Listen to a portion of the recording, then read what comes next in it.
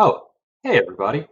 I'm Ian, the Big Steez. Welcome back to Big Steez Gaming, and we're back here with the Supersonics franchise. We just went through our first draft as a team. We picked up Scottie Barnes, who's going to be a great bench piece for us, and going forward, he's going to be a very solid contributor. So this episode, we're going to get through free agency, we'll get through training camps, we'll set up any mentorships or anything, and we'll get into the next season. Before we get started, I just want to thank you guys for watching. It's really great to see that people actually enjoy these videos. If you like them, leave it a like, leave it a comment, subscribe if you like this kind of thing. I know there's plenty of places for you to watch this content, but the tens of you that watch me, you watch me, and for that, I thank you. Team player options this year, we have them on Jaren Jackson and Mitchell Robinson, so we are definitely going to pick up both of those because those are both very key guys for us. Taking a look at the options for this year, Kawhi and Paul George obviously declined theirs. Everything else is just rookie options, except for Chris Paul and his $44 million player option. That's freaking ridiculous. Qualifying offers, we are going to extend it to everyone except Carlton Price, who we kind of just had to sign because we didn't have enough people on the roster. If he still ends up on our roster, we'll trade him for some kind of pick. But we are going to advance into free agency, and we will see exactly how much money we can throw at somebody. We have a lot of a cap hold. Like, what? Let me take a look at this. So it's saying I'm still on the hook for Otto Porter. I don't. Yes, I want to clear his cap immediately. I want to clear Tristan Thompson's immediately. Jeff Teague's immediately. Like any of these guys that aren't on my team anymore, I'm definitely going to do that because we need as much money as possible in free agency. So now, how much money I will not be able to sign Giannis. We are $12.5 million off. I think he would come and sign with us actually, but we just can't afford him. What about Kawhi? 10 million off of him. What about AD? We're 6 mil off of Anthony Davis, but I don't really want to trade anybody. Jason Tatum's restricted. That would be really fun. Just getting Jason Tatum, putting him on this team, and winning everything going forward. So we do have bird rights on Dennis Schroeder, Malik Beasley, and Tony Bradley, but these two are on restricted free agent tenders. So I'm going to hold off on signing these guys, but I am going to throw a contract to Dennis Schroeder. He is actually not asking for a whole heck of a lot. Take a look at offers. So that is Malik Beasley, not Dennis Schroeder.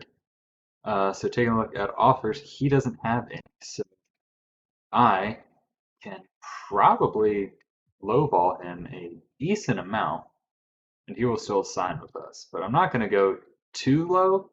Let's do like 12.5 mil a year, which ends up being a 4-year, 56 million. We'll put a player option on the end of that, but we're not going to put a no trade clause on there because he's still a valuable trade asset. He's a fantastic bench piece. So we're going to throw this at him and see if that sticks. Now, we don't really have any more of our guys.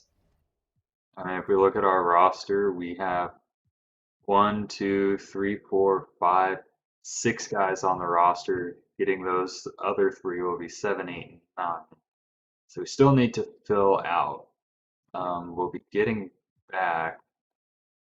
Oh crap! Well, I I don't understand why they never. I, where's Bol Bol at? Yeah, he's restricted. Let's do a qualifying offer. Okay, so I guess we just gotta wait and see. So while our team is fairly solid, we do kind of have a bit of a hole at the backup shooting guard position. Dang, we also need backup. Well, we've got a backup point guard, Dennis Schroeder, so that's not that much of an issue, but we need a backup shooting guard. Um, I'm looking, I see Alex Caruso. He's a 77 overall. He shoots pretty well, and he's a good defender. You know, this is weird, but I'll throw a deal at Alex Caruso, and I'll throw him, let's say, 6 mil for, let's say, 3 years, but we'll put a player option on it. That should do pretty well. And let's just see how things go there. So we are going to pick up Dennis Schroeder and Alex Caruso. We don't have to renounce rights on anyone. We are going to on Dorian Finney-Smith, Alfred Aminu, but we want to keep Malik Beasley. We don't have these guys on the roster anymore, so we can renounce rights on them. And we're picking up Dennis Schroeder, and we'll just renounce all of those rights. And there we have it. We've got our guys. So we are just going to go past moratorium because I I trust my intelligence with this game, but at the same time, I don't have a whole lot of intelligence with this game. So let's see. De'Aaron Fox somehow made it past the moratorium, but we will not be able to offer him anything. At most, we'd be able to offer somebody, let's see, like we could sign a Monte Morris or a JJ Redick. So we have about like a $9 million. Ooh, Malik Beasley is still here, but we have him on a restricted tender. So that's why he's there. So yeah, I think we have an exception up to like 9 million. So let's see how the team is shaping up. We've got our point guards, we've got our shooting guards, we've got our small forwards. We'll have another one when we get Malik Beasley back, when we get Bol back, and we get Tony Bradley back. So I don't know. I don't know what we need. Maybe another power forward? So we are actually going to throw a deal at Derrick Favors. In my career that I play on my own, I play for the Pelicans, and Derrick Favors has been freaking phenomenal. He rebounds, he scores, he's great in the pick and roll situation, and he's pretty affordable. He's 30 years old. He's probably mainly going to come off the bench and play some backup power forward, maybe a little bit of center because he is a bit undersized, but like he's 6'9", 265. He's a freaking monster. So for a 3-year, almost $19 million contract with a actually team option on the back end, I think that's a pretty good deal. So we're going to offer him that contract. Now, is there anyone else I might be able to get that'll at least fit our team scheme? Let me just make sure that I get freaking Derrick Favors real quick. Oh, okay. I just yeah, don't renounce the rights on guys, 2K. Come on. Keeping these guys. Okay, so who all can I still afford? Because we still need a couple of pieces. Okay, so hear me out. This guy, Douglas Samuels. He's a 67 overall. He is a rookie. He is 23 years old. I'm going to sign him. I'm going to put him in the G League so that he can come off our bench and be good. And he's a minimum contract. So, I mean, why not? To be perfectly honest, why wouldn't we do that? I can't sign him to a G League contract. Oh, there we go. Two-way contract. Let's sign him. And we pick up Douglas Samuels to be our little experiment. I mean, he's 23 years old, but he's a two-way contract. I mean, that's less than $1 million off of our cap. I don't think that's really going to affect very much. And it looks like Malik Beasley is going to get an offer from the Knicks. We are actually going to match that. 3 years, 50 mil. We can do that because we do have bird rights on him. So looks like doing that, we had to get rid of D'Anthony Melton, but as long as we can keep Bol, I do not care because Bol is part of our future. Like he is going to develop into such an amazing piece for us, and we ended up with Carlton Price anyways. Look at that, and we have Bol. So let's take a look at player progression. So at the top end, everybody got better. Devin Booker is now at 89. Triple J is now an 86. Mitch Robinson is an 83. DeJounte Murray is also an 83. Buddy Hield and them stay the same. Malik Beasley is now an 80 overall. I'm glad I held on to him. Bol is now a 79 overall, and all of basically all of his stats went up except for his playmaking. That that's fantastic. That is really great. Derek Favors actually went up one. Very nice. And then there's Scottie Barnes. Alex Caruso is now 76. He's 27, but I mean, he's going to be a backup for us. And then there's our G League experiment and Carlton Price, who we're probably going to end up trading for like a second, probably. So we are here in training camps, and first thing we're going to do is send untapped potential to our first round pick, Scottie Barnes, who he was already an A plus potential, but that just helps his overall stat growth. Now, rebounding, I do want to send Jaren Jackson because his rebounding is not that great. And we've got one more. I want to send perimeter defense to Buddy Hield because if he's going to be playing at our small forward, he needs to be a great defender. And just like that, we're into the next season. So let us take a look at our rotation real quick. Let's knock it back down to a 10-man rotation. So we are looking at Shantae Murray, Devin Booker, Buddy Hield, Triple J, and Mitchell Robinson as our starting five. Yet again, it is a very good starting five. It is a very solid and young starting five. Off the bench, Malik Beasley would actually be our sixth man. I'm going to change that because I don't like that very much. And Dennis Schroeder is a much better sixth man. Then we got Bol at the power forward, Derek Favors at the 9 spot, and Scottie Barnes coming off the bench. 13 minutes a night. You know, think I want to switch Scottie Barnes to the 7th spot and take these minutes from Malik Beasley.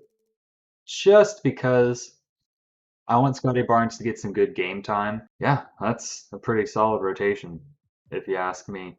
System proficiency balance is 3.5. Do we have anything that is 4? We do not, so we are going to stick with balanced. Preseason power rankings going into this year.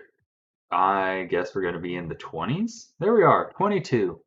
You know, not that bad, all things considered. We were a lot worse last year. The Nashville Stars are 31. Who did they end up with? Will Richardson, that's who they drafted this year. He's not bad. He's a pretty decent player. They've still got Bogey, Josh Hart, Kyle Kuzma, Jahlil Okafor. They don't have a player that's over 80 overall, so that's probably why they're not very good. So with that, we're going to start the season. I'm going to simulate up until January 1st, and then we will play this game on January 2nd against the Spurs. When I say play, it's probably just going to be the last 5 minutes of it because editing an entire episode where you just play a game takes a long time. So let's go ahead, simulate through here, go up against the Clippers, and we lose by 4. Grizzlies, we lose. Heat, we win. Yay. Celtics, we win. Big. Oh my God, we won big there. Okay. We lost against the Raptors, so we're 2-3. It's not a great start, but it could get better. We beat the Magic. We beat the Jazz. We lose to the 76ers. That's a really low scoring game. That we could win those games.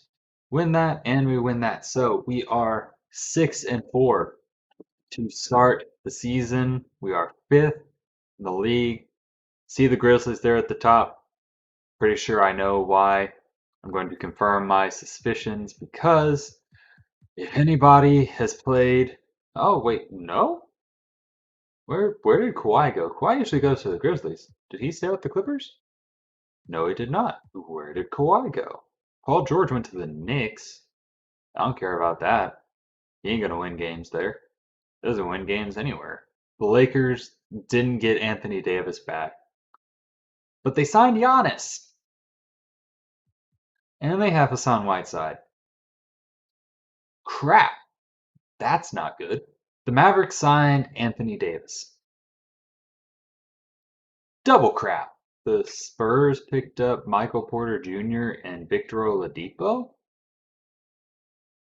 Okay, this league is weird now.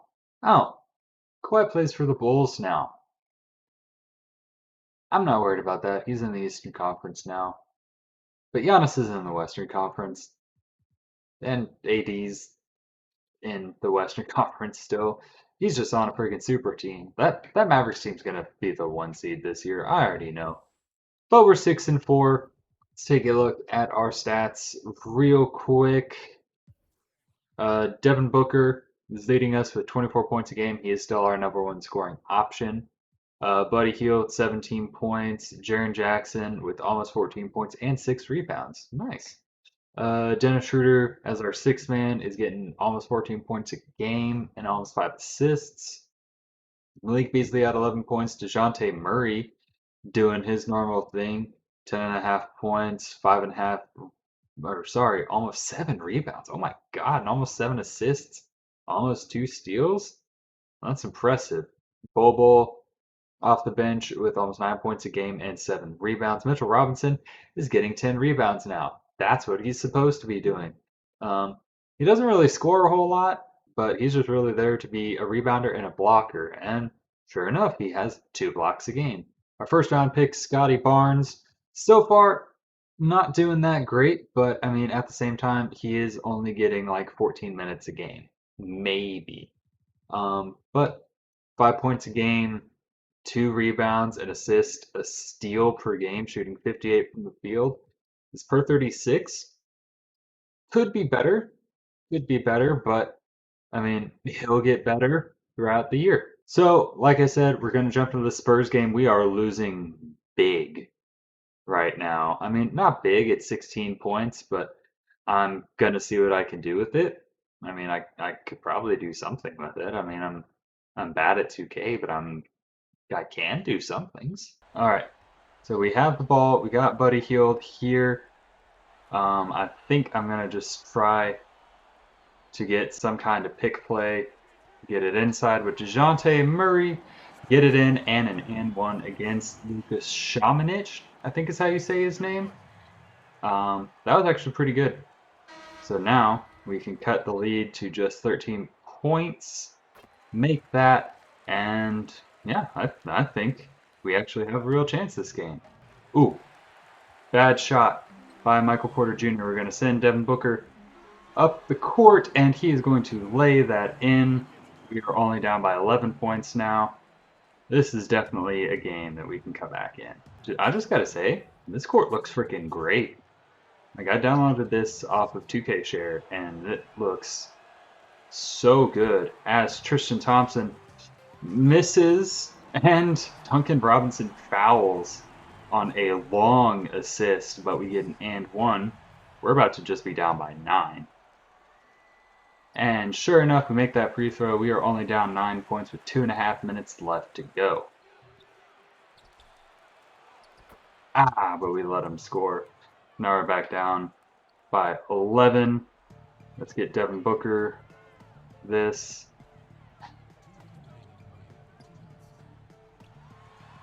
That was a very bad shot. Kick it back out. Get a screen for Buddy Hield. And he lays that in, and we are back down to a 9-point deficit. Alright, I think I need to make at least some kind of 3-point play. So I'm going to call for a screen from Mitchell Robinson. That didn't work out very well. Buddy Hield shooting, and that's a 3 from the top of the key. So now we are only down 8. Alright, let's see if I can get Jaren Jackson in there for an easy lay-in. We're not going to win this game. We're down 8 points with 47 seconds left. The only way is if I could force them to foul me on a 3-point play. And that's not going to happen because they're in the bonus. So we're not going to win this game. I'm going to see if I can hit a couple of threes because threes are fun to do. I don't think I'm going to be able to lob this up in time. Nope, and it wouldn't have gone in anyway. So we lose by 11 points. It's not great, not the biggest fan of that, but it happens. I mean, you lose against teams you shouldn't have lost against anyways. Devin Booker put up 31, 5, and 3. He had a block on the game. DeJounte Murray was our second highest scorer with 14 points, 4 rebounds, 2 assists, and a steal. Buddy Hield had 13 points. Jaren Jackson had 13 points, 5 rebounds. So after that fairly embarrassing loss to the Spurs, I simulated the next 2 weeks and we went 5 and 2. So I mean, yeah, that kind of sucks, but we're still ahead of them. Like they're 10 and 10, we're 11 and 7. We're still the projected 5 seed in the West right now. So with that, I'm gonna leave it here. Next episode will probably take us through the trade deadline and then to the other side of the All-Star break. Are there trades that need to be done with this team? Possibly. If you have any ideas, let me know. Leave them down below because I think our team is pretty good, but there's always room for improvement, right?